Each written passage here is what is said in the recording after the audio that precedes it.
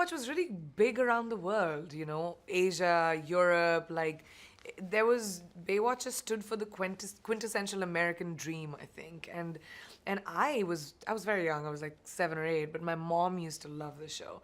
And I remember when the music used to start is when we dashed to the couch. You know, that bit. I was like, "Oh my God, the show's on." I think I believed that's what America looked like actually. Before I got here, I thought everyone was blonde and everyone was in great shape and there were beaches everywhere, no one wore shoes, and then I landed into New York. I've always tried to fight for that in a way. Like even when I did Quantico, it was not written for an Indian girl, but it's my job as an actor to be able to deliver whatever is written and add to it. If I'm not an asset, then there's no point of hiring me, right? You'd hire just anyone.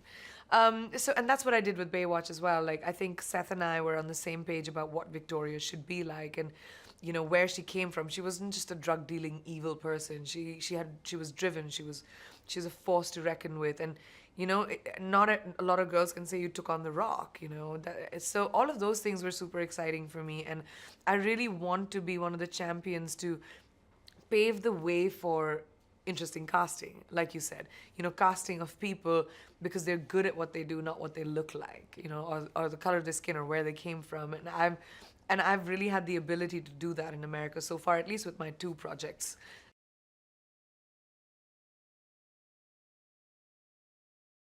Seth and I talked a lot. Like I was very, in a comedy when you play a villain, it could easily be cheesy or a caricature. But what I loved about Victoria was that I wanted to make her really real. I wanted the absurd things that she did to be so nonchalant that, when a stool comes out for her, she just stands on it because that's just her normal. Or when a guy asks her for a raise and says, could I have some more money to keep my mouth shut? She's like, oh, you're blackmailing me. And then the next day he's dead. So things like that. Like I wanted her normal to be really normal for her because that's when it'll be absurd for the audience. I think that was really important to find that balance. I've always done multiple characters together, but I do have a trick. Um, I, I love perfume and scents. I have a different scent for every character that I play. And I think olfactory senses are so, like, they take you back to memories. So whenever I wear a scent for a perfume or for a movie, as soon as I spray it and I get into character, I kind of know what I'm doing.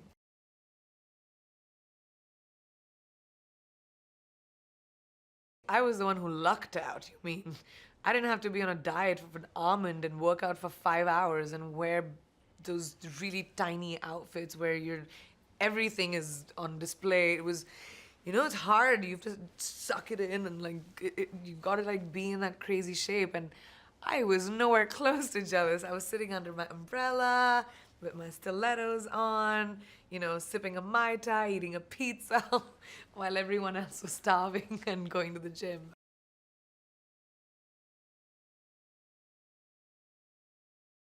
I think it stood for quintessential television at that point. And even right now, what was amazing about the show that time was that it was about teamwork and camaraderie and doing something bigger than yourself. But at the same time, the movie takes that spirit, spins it into a rated R, little dirty, sort of fun movie, and that's the only way to do it now. You can't take it so seriously. You can't be like, when you say Avengers of the Beach, it's funny. It's not serious. And we're making jokes about ourselves, which makes it really great.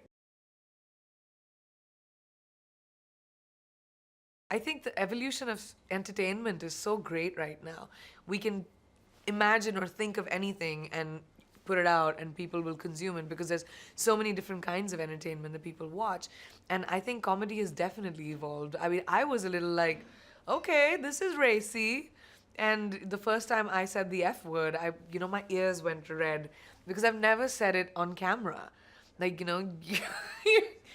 you say it generally, not when the camera's on. So my ears were red, my toes were curling. I was like, oh my God.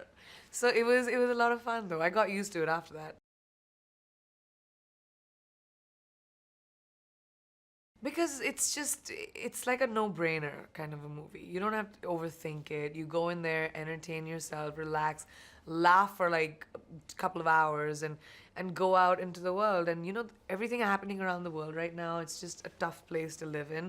And I think people need a reason to laugh. So I think Baywatch is coming at a time where you just need comic relief, and it's that movie. And then it'll want you to go onto a beach and we'll get into a bathing suit.